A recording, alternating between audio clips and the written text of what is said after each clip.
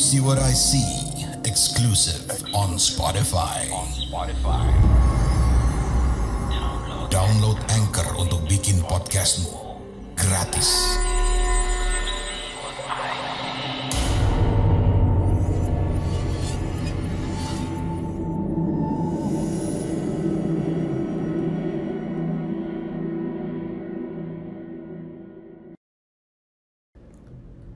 Di tahun 90, saya tinggal bersama bapak dan ibu di sebuah kampung di jalan lintas Sumatera. Rumahnya dari kayu berbentuk panggung. Ada 6 kamar berhadap-hadapan. Ruang tamu dan teras di daerah paling depan. Bagian tengah kamar, sisi kanannya teras belakang, dan sisi kirinya itu kamar mandi. Sebenarnya saya itu dibesarkan oleh uwak, saudara dari bapak. Hal itu karena bapak memiliki banyak anak dan uwak ini nggak pernah punya anak sama sekali. Jadi saya itu diasuh uwak. Tapi saya tahu kalau bapak dan ibu saya itu adalah bapak dan ibu kandung. Dan uwak adalah seperti orang tua angkat saya. Kami tinggal di kota.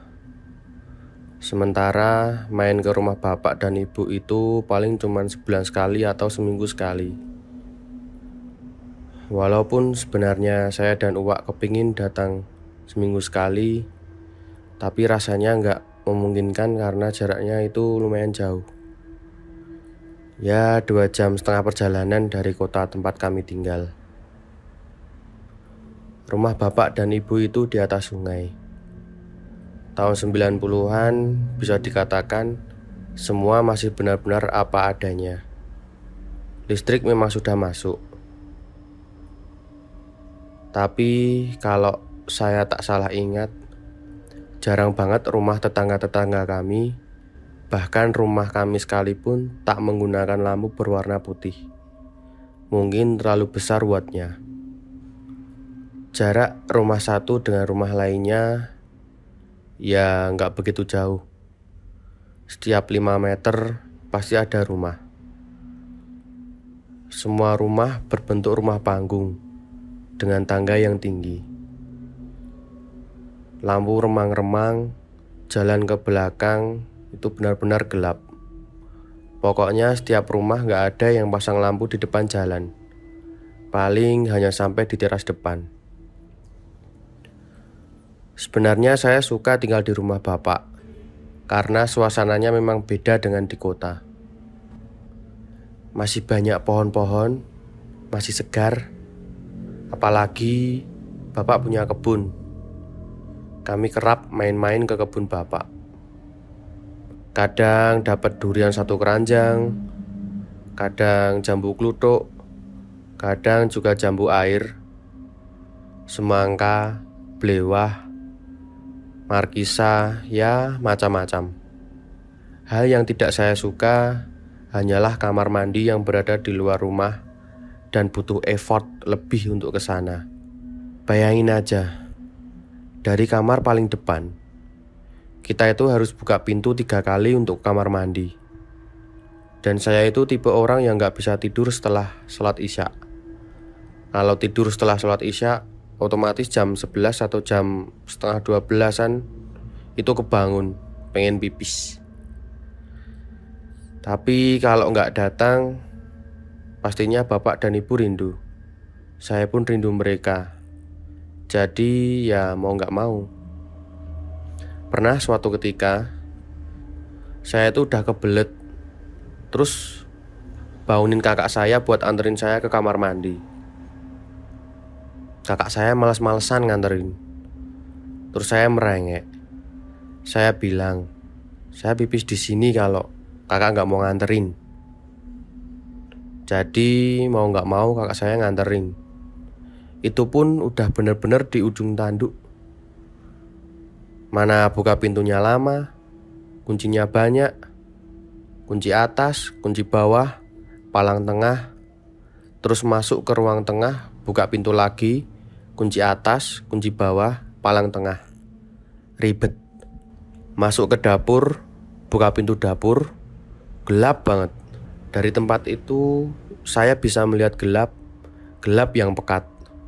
Rumah-rumah tetangga yang berada di seberang sungai itu nggak kelihatan karena saking gelapnya. Saya masuk ke kamar mandi, rasanya lega karena sudah menuntaskan hajat. Pas saya buka pintu kamar mandi, tampak ada sebuah pergerakan dari sesuatu yang berwarna putih.